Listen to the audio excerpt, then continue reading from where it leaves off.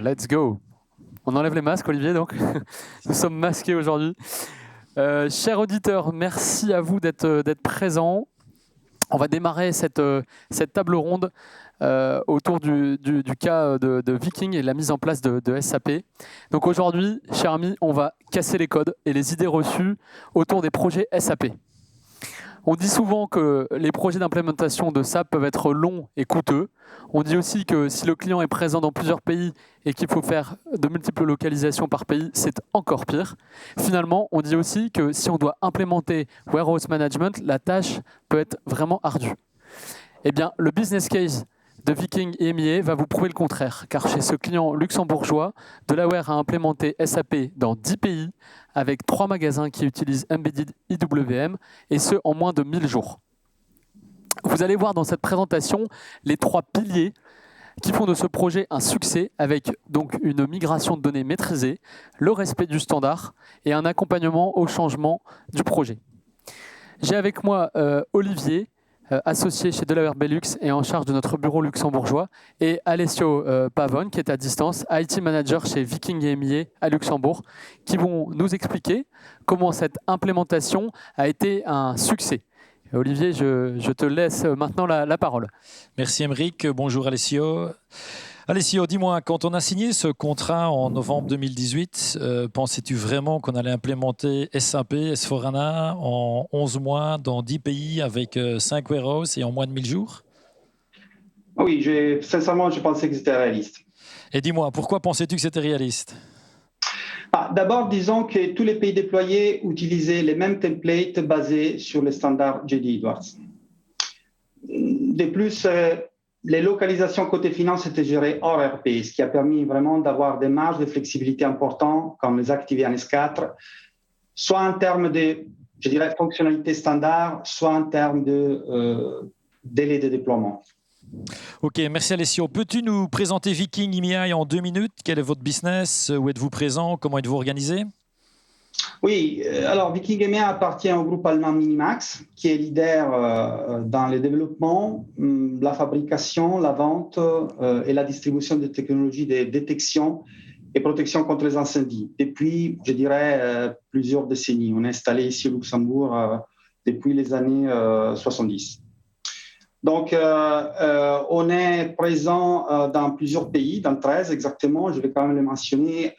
Ce sont le Luxembourg, l'Allemagne, l'Italie, le Royaume-Uni, la France, l'Espagne, la Suède, les Pays-Bas, la Pologne, la Roumanie, la Russie, les Émirats arabes unis et la Turquie. Alors, on a notre quartier général ici au Luxembourg, où on centralise aussi la fonction finance pour tous les pays. Et on a plusieurs warehouses, donc au Luxembourg encore, en Allemagne, au Royaume-Uni, en Italie, en Espagne, en Suède et en Turquie. On a activé jusqu'à présent, côté SAP, une centaine d'utilisateurs, hormis la force vente qui est distribuée sur tous nos territoires. Ok, merci pour cette présentation de Viking.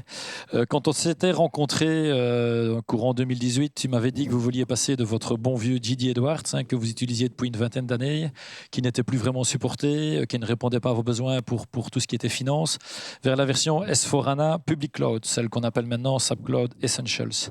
Mais finalement, vu votre besoin en Warehouse Management, et le Warehouse Management n'était pas disponible sur la version Cloud Essential, vous avez choisi la version On-Premises. Pas de regret sur ce choix?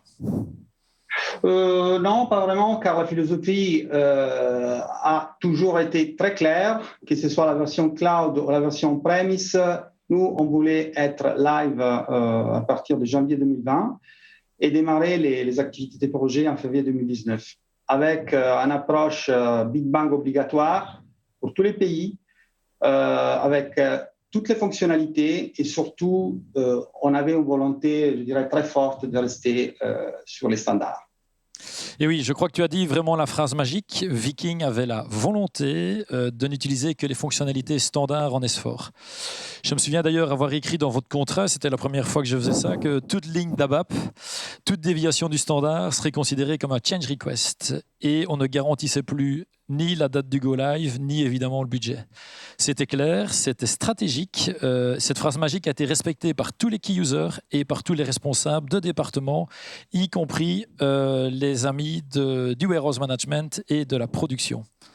Waouh, messieurs. Moi, je suis vraiment impressionné. Voilà.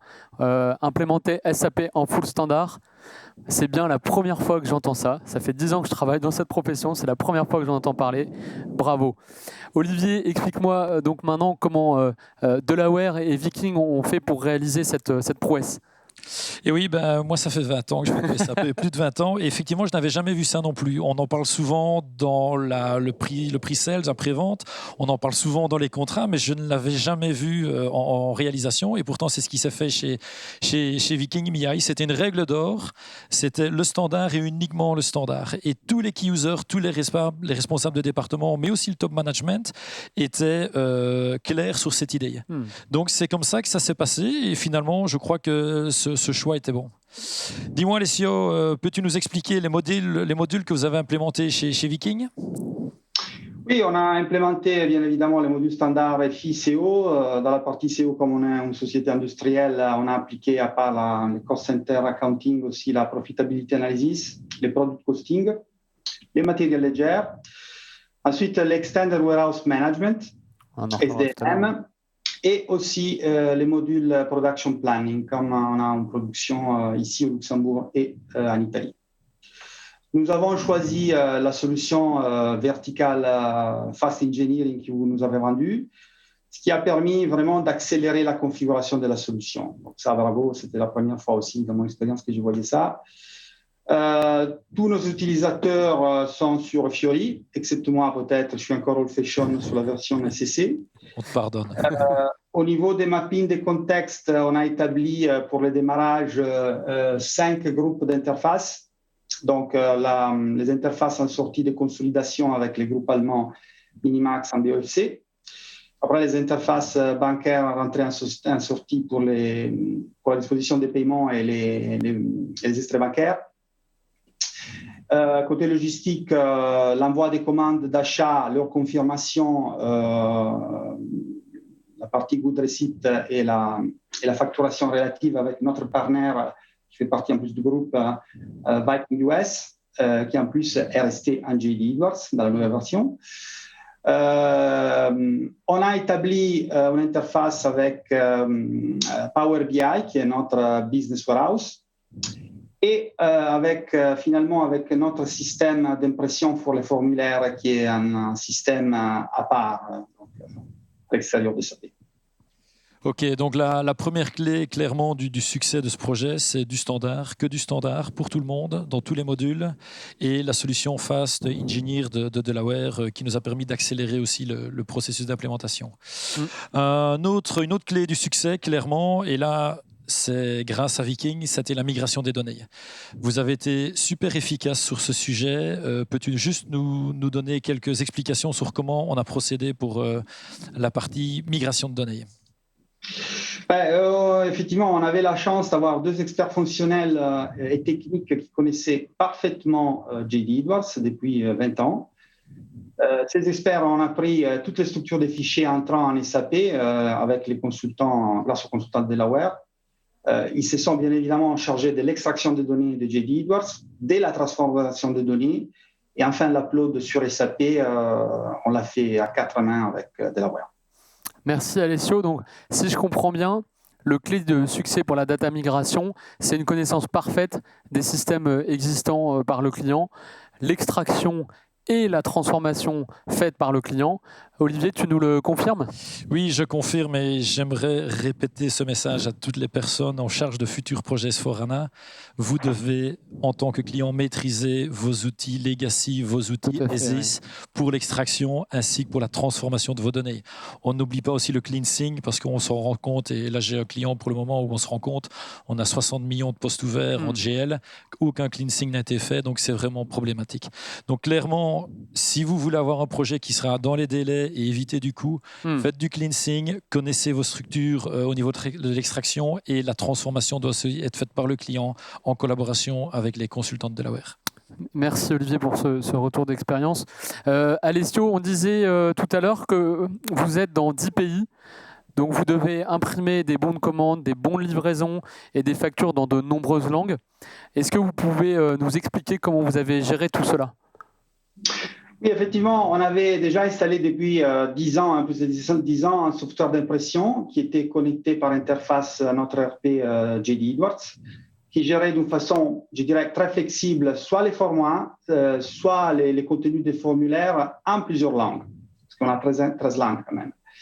Donc, étant donné que les contenus des rapports d'impression coïncidaient, je dirais, presque complètement avec les informations gérées en S4, les réutiliser en réadaptant l'interface était la solution plus efficiente et efficace.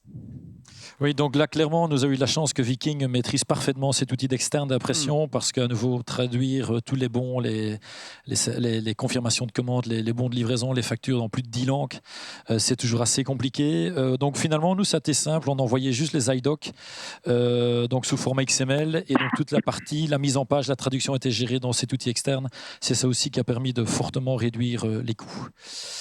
Alessio, j'ai essayé de te vendre un projet de change management. Bah voilà, je me disais, je suis toujours un peu plus gourmand par rapport à ce qui était prévu. Mais Viking l'a refusé. Et vous avez en effet géré en interne la communication avec les futurs utilisateurs dans les 10 pays, les formations, la rédaction des guides utilisateurs, les sessions de formation. Un petit mot, une petite explication sur comment vous avez géré ça en interne ?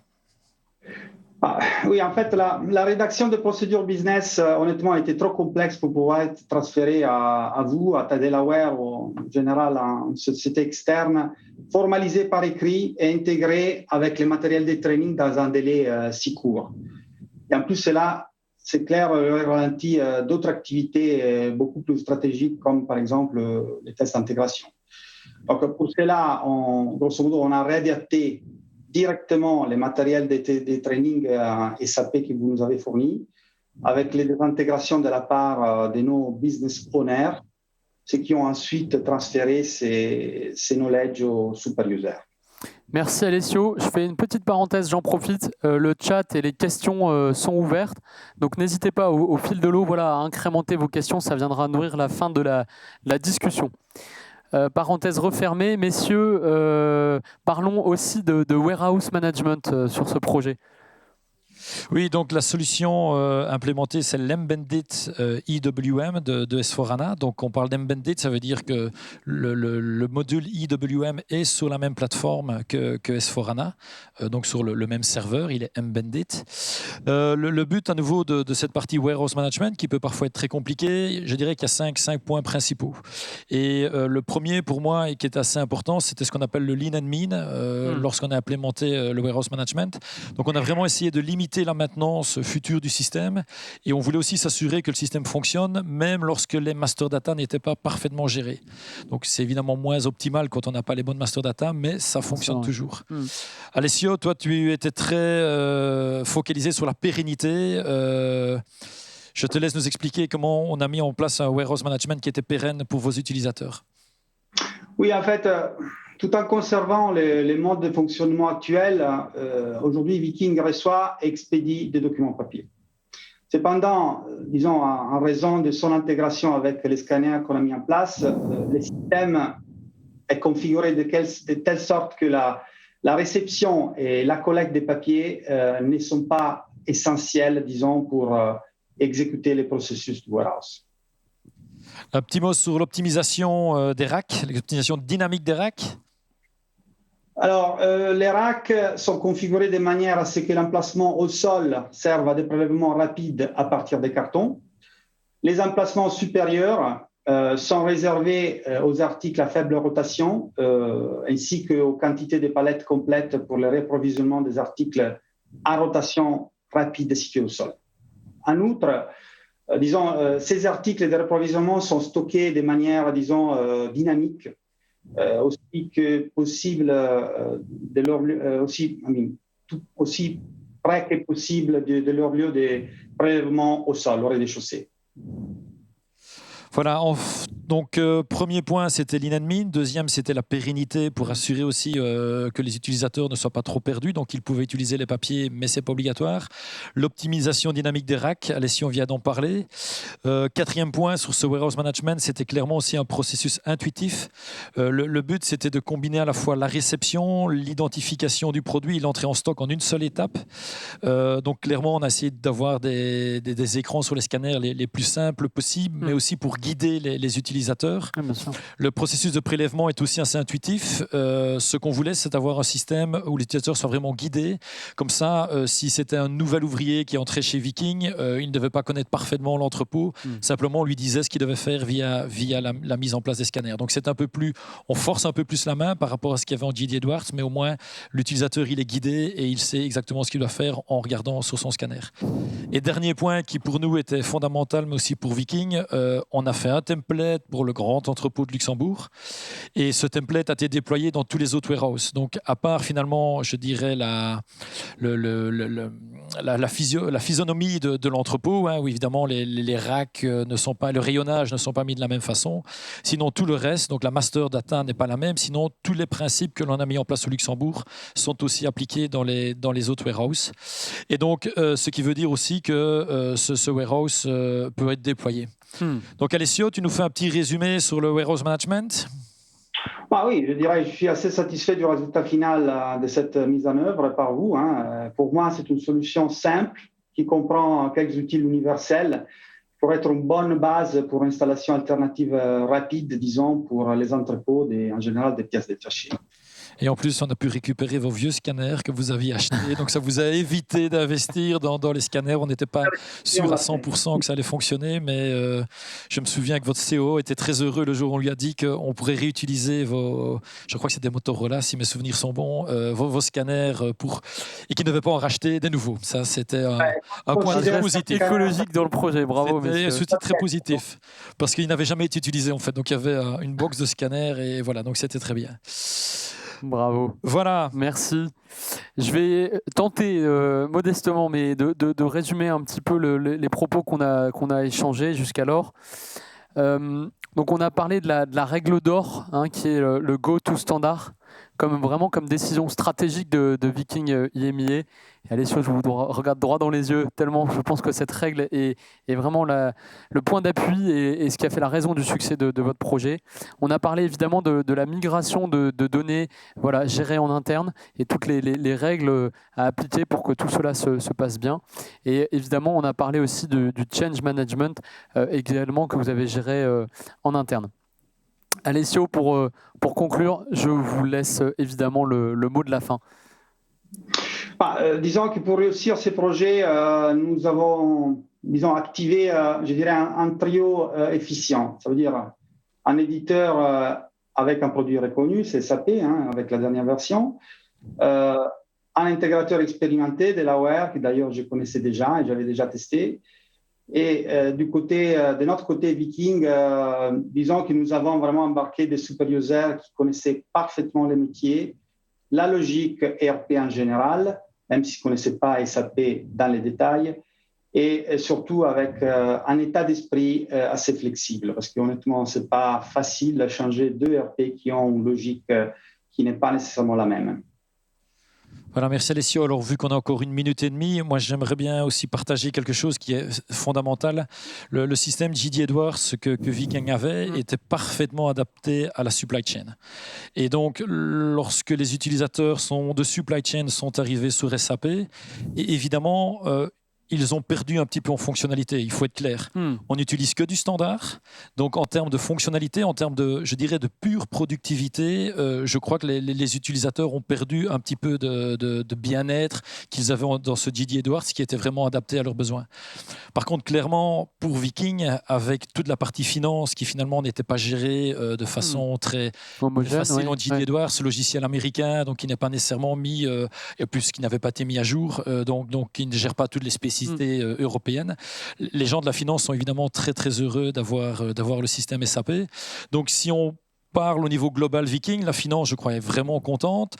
Les utilisateurs de la supply chain sont je dirais, contents, sans être hyper contents, mais sont quand même relativement satisfaits en utilisant des fonctionnalités standards. Donc, à nouveau, maintenant, dans les phases suivantes, on va sans doute optimiser, je dirais, la supply chain, Oui. en ne s'écartant quand même pas du standard, mais à nouveau, garder comme... je dirais message clé, c'est possible d'avoir de la supply chain, c'est possible d'avoir la production, c'est possible d'avoir du warehouse management en utilisant le standard SAP. Je crois qu'on a eu en tout 500-600 lignes de code de Customer Exit à gauche, à droite, à part les interfaces évidemment qui étaient prévues, mais vraiment on est maximum à 500 lignes de Customer Exit. Donc c'est vraiment possible, c'est vraiment gérable. Quelle belle prouesse, merci messieurs. On va passer maintenant à la partie questions. On est pile poil dans les temps. Bravo, comme dans votre projet finalement. Online, on budget, c'était le but. Tu parlais tout à l'heure, Olivier, de la partie finance, et c'est parfait, ça fait le lien avec une des questions qui est de savoir comment vous avez géré la partie BI finalement. Hein, comment est-ce que vous avez fait? Est-ce que vous pouvez nous en dire un petit peu plus? Donc, Delaware a suggéré à Viking de choisir la solution Power BI donc de Microsoft. Clairement, on considère que Power BI de Microsoft est l'outil de reporting de BI qui est le plus efficace pour une société de la taille de Viking. Donc, comment ça s'est passé? C'est relativement simple. Power BI se plug assez facilement sur S4HANA. On a eu une commande ouverte d'une 40aine de jours avec Viking et on a essayé de former le plus rapidement et le plus efficacement possible une personne de Viking pour reprendre la main sur cette partie BI. Donc, autrement dit, on a fait les premiers rapports ensemble. Et puis après, cette personne de Viking s'est spécialisée et est maintenant devenue un vrai expert en Power BI. À nouveau, très important pour Viking, comme pour la migration de données, comme pour le change management, Viking a pris la mainmise sur la partie BI. Et aujourd'hui, nous ne faisons plus aucune prestation BI. Tout ça est géré en interne par Viking. Bravo. Je ne sais pas si Alessio, tu voulais compléter éventuellement ce qu'Olivier vient de dire là, sur cette partie BI. Sur la partie BI, honnêtement, je suis très content parce que exactement, les mots magiques, à part bien évidemment avoir un outil efficace qui répond exactement aux besoins de notre management, on a aussi un outil efficient au niveau des coûts parce qu'on reprend complètement, grâce aussi à la flexibilité de l'outil, la maintenance en économisant malheureusement pour Olivier, en ce cas-là, des importants montants au niveau de support. Donc, nos utilisateurs ne sont pas des experts à BAP, au DBI, le module BW qui est prévu par SAP. Donc, c'est aussi pour ça, de ce point de vue côté coût, qu'on est absolument satisfait. D'accord. Merci beaucoup. C'est très, très flexible et qui reprend un peu aussi la philosophie Fiori aussi au niveau des présentations de données. J'étais habitué à la vieille school école de BW en SAP, et ça, c'est comme passer de la nuit au jour. Parfait, merci beaucoup. Il nous reste 2 petites minutes, néanmoins pour une question importante et qui me brûle les lèvres évidemment, qui nous brûle les lèvres, savoir un peu la suite, Alessio, Olivier, la suite après le RP. Oui, en fait, on a établi, c'était pas seulement un projet, c'était un programme pour établir c'était même pas un pilote, c'était un Big Bang hein, sur la plupart partie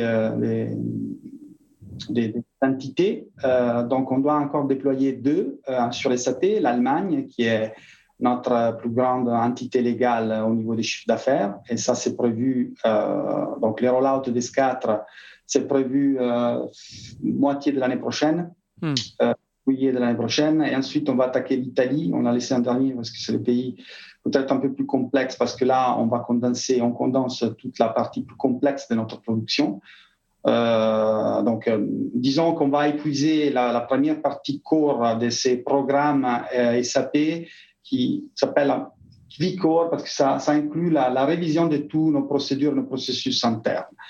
En parallèle, donc on parle à partir de la fin 2022, début 2023, on va attaquer de façon un peu plus, disons, convaincue la partie digitale en attaquant la partie e-commerce, bien évidemment e-commerce intégré avec ERP qu'on a mis en place. À cet effet, on a déjà commencé avec Delaware une partie d'e-commerce. Pour un pays pilote, il y a un projet en parallèle en cours sur une des entités mises en production, l'Angleterre, qui sera en production au début de l'année prochaine. Donc l'idée, c'est déjà utiliser les supports de Delaware pour, disons, compléter la partie d'e-commerce dans l'optique de pousser la partie revenu-vente, avec peut-être d'autres outils créatifs si nous sommes suggérés sur la partie digitale.